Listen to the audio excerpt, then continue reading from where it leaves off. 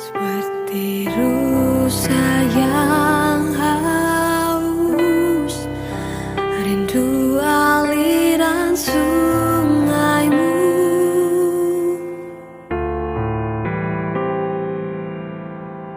Hatiku tak tahan menunggumu.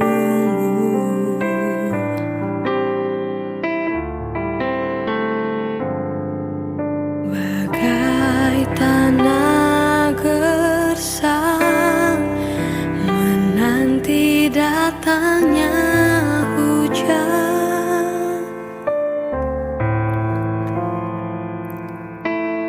begitupun jiwaku, Tuhan.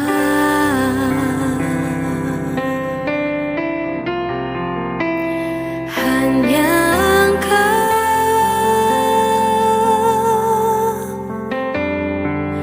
pribadi yang mengenal hatiku, tiada yang tersembunyi bagimu. Seluruh isi hatiku kau tahu, dan bawaku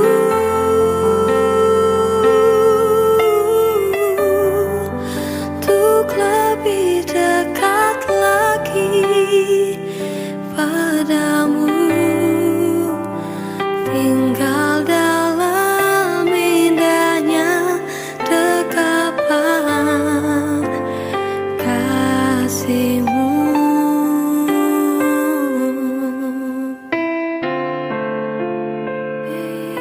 Yesus, tinggal dalam dekapan-Mu yang kudus, melekat kepadamu. Hanya Engkau, pribadi yang mengenal hatiku.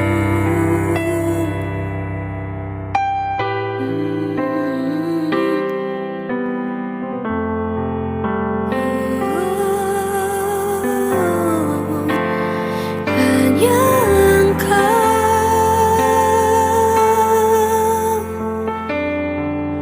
pribadi yang mengenal hatiku, tiada yang tersembunyi bagimu. Seluruh isi hatiku kau tahu, dan bawaku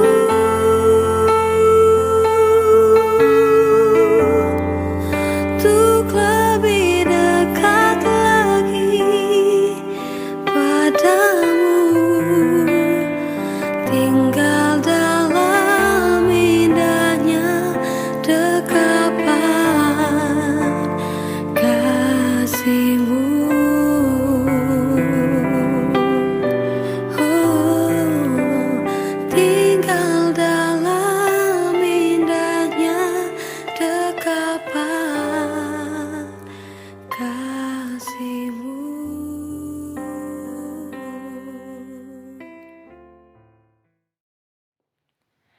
Shalom, selamat pagi, salam damai sejahtera bagi kita semua. Sebelum kita kembali dalam aktivitas kita hari ini, kita kembali merenungkan kebenaran firman Tuhan dalam sapaan teduh kita. Sebelum kita mendengar firman Tuhan, mari kita berdoa. Bapa yang baik, terima kasih buat kehidupan yang masih Engkau anugerahkan kepada kami hari ini. Kiranya hari ini mampu kami pakaikan menjadi kesempatan untuk semakin mempermuliakan Engkau dalam setiap hal yang kami lakukan. Dan kebenaran firman Tuhan yang akan kami dengar bersama hari ini, kiranya Bapa yang menolong kami untuk bisa benar-benar memahaminya dan benar-benar melakukannya. Dalam nama Yesus kami berdoa. Amin. Saudara-saudara yang terkasih dalam Yesus Kristus, sapaan teduh kita hari ini terambil dari Roma 12 ayatnya yang kedua. Beginilah firman Tuhan. Janganlah kamu menjadi serupa dengan dunia ini, tetapi berubahlah oleh pembaharuan budimu, sehingga kamu dapat membedakan manakah kehendak Allah, apa yang baik, yang berkenan kepada Allah, dan yang sempurna. Demikianlah firman Tuhan. Saudara-saudara yang terkasih dalam Yesus Kristus, firman Tuhan hari ini mengingatkan kita kembali bagaimana kita tetap menjaga identitas kita sehingga tidak serupa dengan dunia ini. Tentu sebuah pertanyaan mendasar bagi kita hari ini. Mampukah kita bertahan untuk hidup tidak sama dengan dunia ini, sementara kita masih hidup di dalam dunia ini?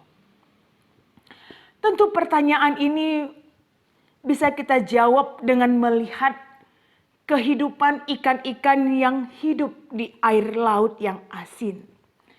Kita sama-sama tahu bahwa ikan-ikan yang hidup di air laut yang asin tidak pernah menjadi asin sekalipun air laut di mana mereka hidup itu sangat asin. Tentu ini menjadi hal yang patut untuk kita renungkan bersama-sama. Mengapa ikan-ikan yang hidup di air laut yang asin tidak pernah menjadi asin? Ternyata ada sesuatu yang istimewa yang terdapat dalam insang ikan. Di sana ada sejenis sel yang disebut ion sites yang selalu aktif bekerja, memisahkan dan memompa garam keluar dari air laut, dari air yang diminumnya. Jadi ikan minum air laut, tetapi ion sites akan memisahkan dan memompa garam keluar. Nah, tentu ini bisa menjawab pertanyaan kita yang pertama. Mampukah kita tidak serupa dengan dunia ini sekalipun kita hidup di dalam dunia ini? Ikan saja yang ada di air laut yang asin tidak menjadi asin. Tentu kita juga bisa untuk itu. Karena kita punya sesuatu yang juga bisa menjaga dan membentengi kita. Sehingga dunia ini tidak akan bisa mempengaruhi kita. Dan kita tidak sama dengan dunia ini. Kita menyadari bahwa dunia ini penuh dengan berbagai perbuatan-perbuatan yang tidak baik. Sifat-sifat yang tidak baik.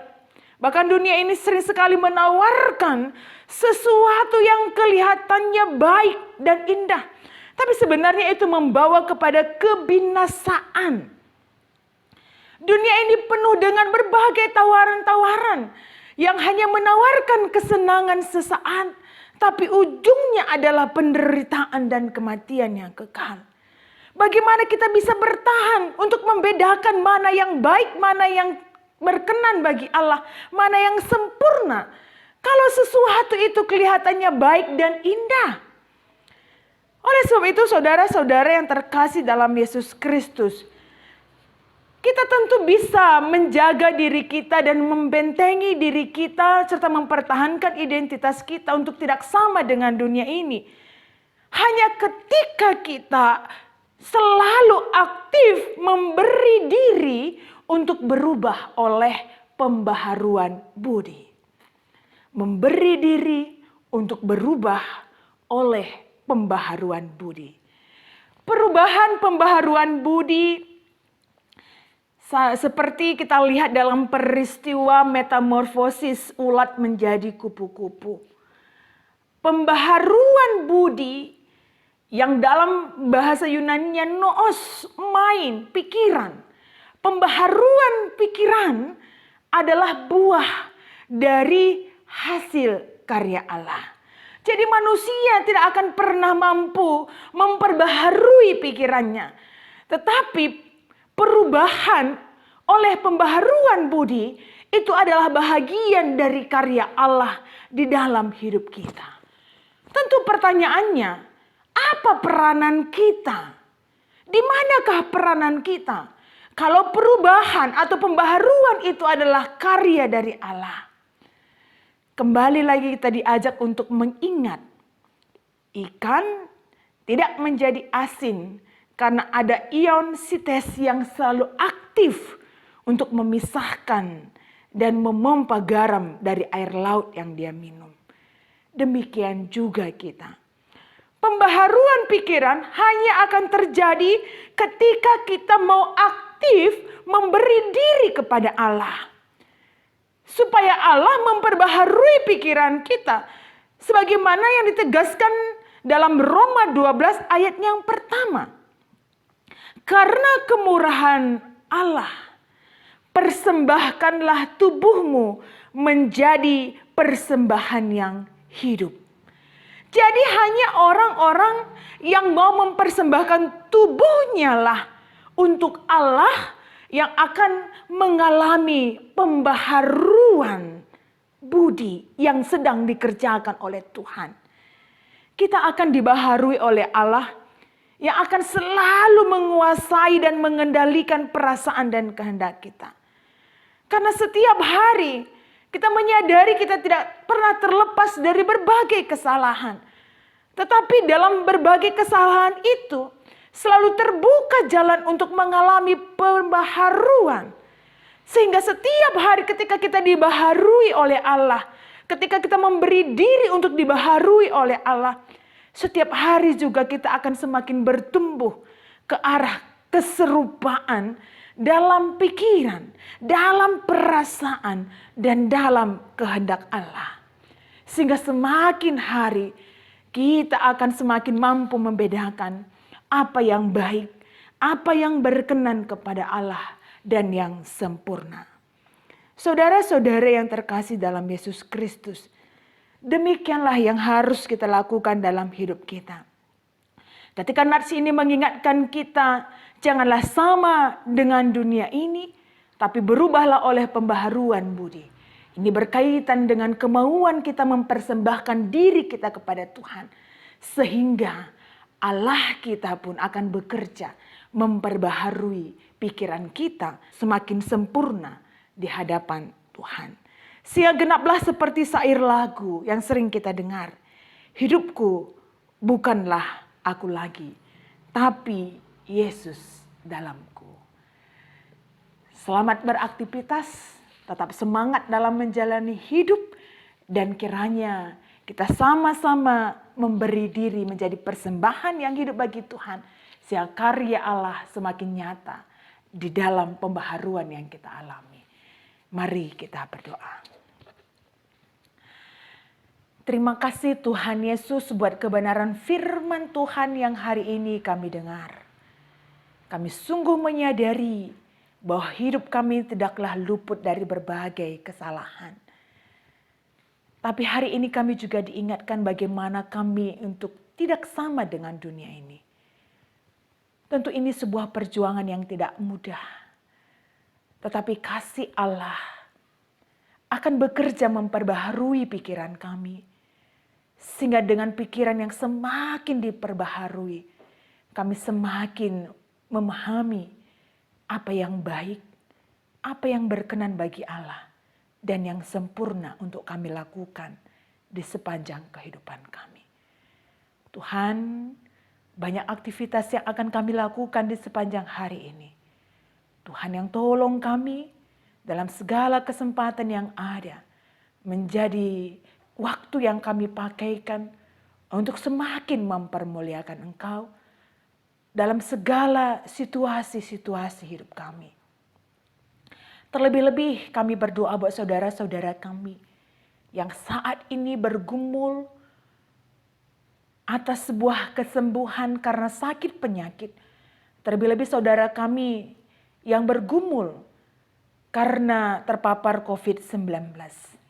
Bapa yang berkati seluruh makanan, obat-obatan yang mereka konsumsi. Kiranya Bapa yang selalu menolong mereka.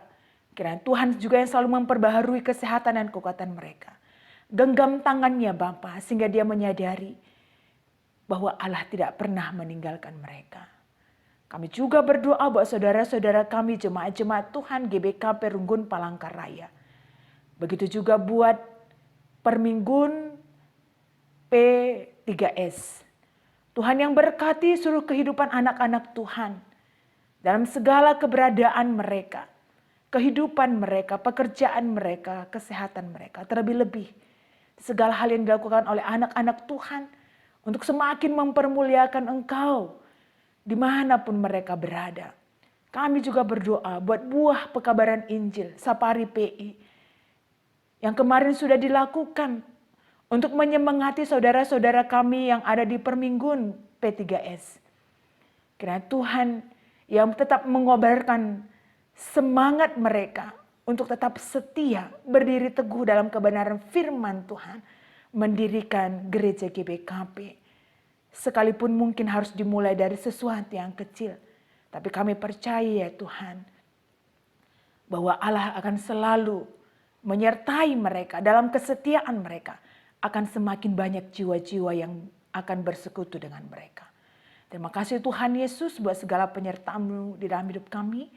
Kami akan kembali menjalani aktivitas kami, Tuhan yang tolong kami dan jaga kami di sepanjang hari ini. Dalam nama Yesus kami berdoa. Amin.